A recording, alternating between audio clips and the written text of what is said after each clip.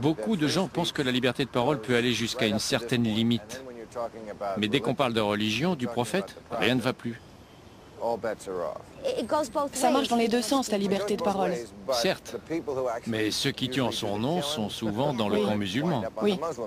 Est-ce que c'est révélateur d'une différence de culture? Je refuse l'image du musulman qui te tue s'il n'aime pas ce que tu dis parce que c'est faux.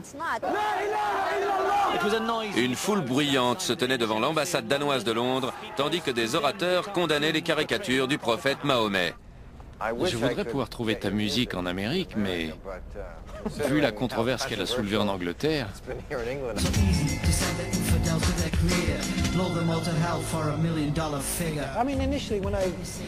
Au départ, quand j'ai fait le disque, il a été très soutenu.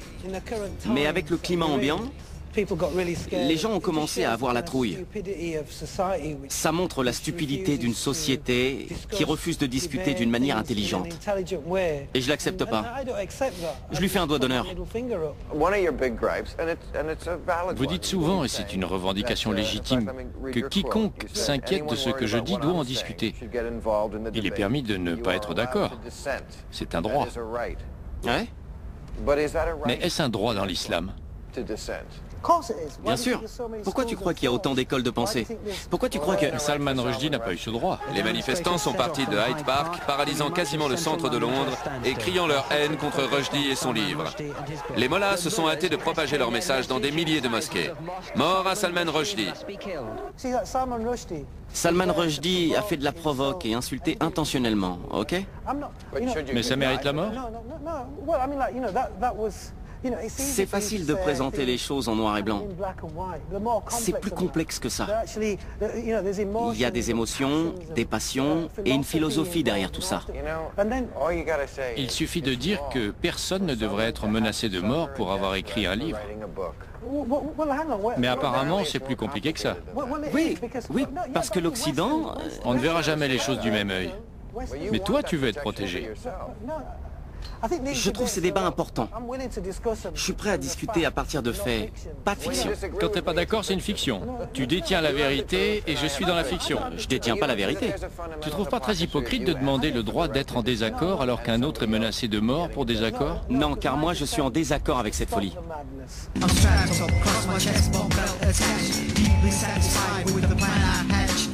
Je suis avec Geert Wilders à La Haye, siège du tribunal pénal international et du Parlement hollandais. Vous représentez une ligne dure en Hollande.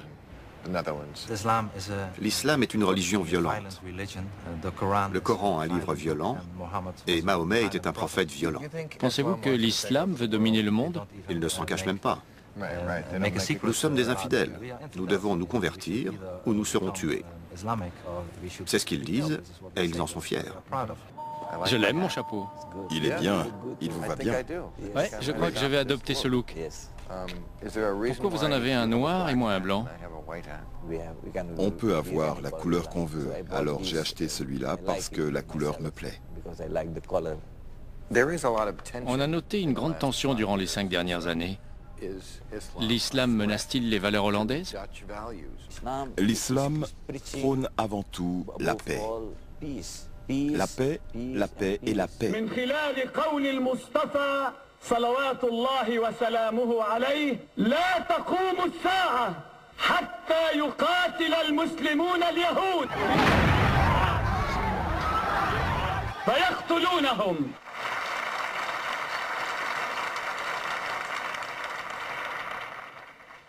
Islam veut dire paix. Pourtant, il est mêlé à beaucoup de guerres et de violences.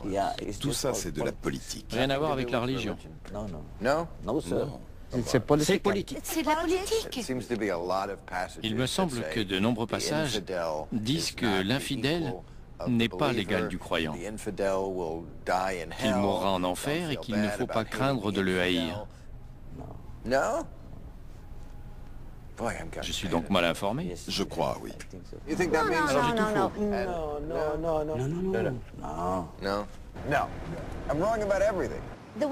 À mon sens, le Coran ne dit pas de tuer les infidèles et les gays. Vous l'avez lu? Bien sûr que je l'ai lu. Vous avez lu ces passages? Qu'est-ce que vous en avez pensé? Je les ai lus, mais je les explique par l'époque à laquelle ils sont apparus.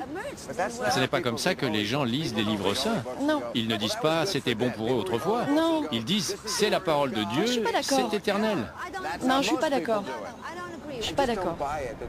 Je ne peux pas croire qu'ils soient dans un tel déni. Ils ne le sont qu'avec les gens de l'extérieur. Ils n'admettront jamais de faille dans leur culture auprès de quelqu'un de l'extérieur.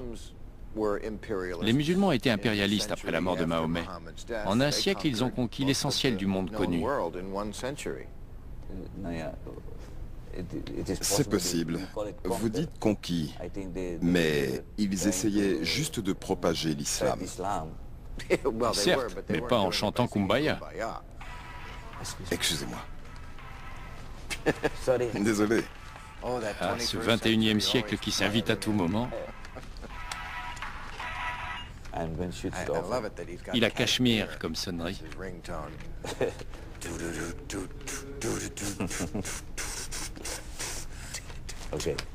Je l'ai éteint. Tout ça, c'est de la politique. Vous n'êtes pas si malin que vous le croyez. On peut se rapprocher? C'est un sacré mur.